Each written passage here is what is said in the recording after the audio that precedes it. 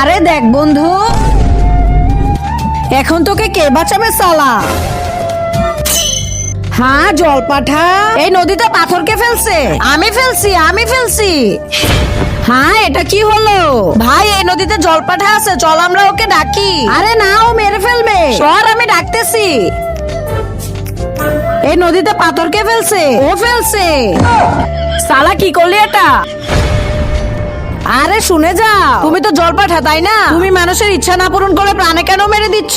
আমি আগে ইচ্ছাই পূরণ করতাম, কিন্তু এক বুড়ো আমার কাছে এমন জিনিস চাইছে সেটা আমি দিতে পারিনি, এজন্যই প্রাণে মেরে দিচ্ছি। তাহলে এটার কি কোনো উপায় নেই? উপায় একটাই আছে, যদি ওই বুড়ো তার ইচ্ছা উঠিয়ে নেয়। আমি এখনই আসতেছি। সালা জল পাঠা আমার ইচ্ছাই পূরণ করলো না। জল পাঠা তার মানে এই বুড়োই হবে।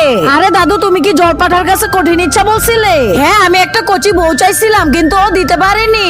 দাদু এই ইচ্ছা ফিরিয়ে নাও। এতে আমার কি লাভ? এই যে এই কচি বউ তোমার হয়ে যাবে।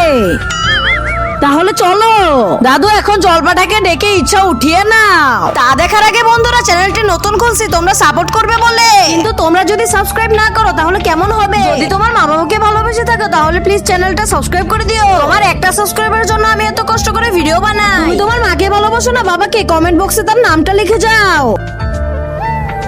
এই নদীতে পাথরকে ফেলেছে, এই দাদু ফেলছে।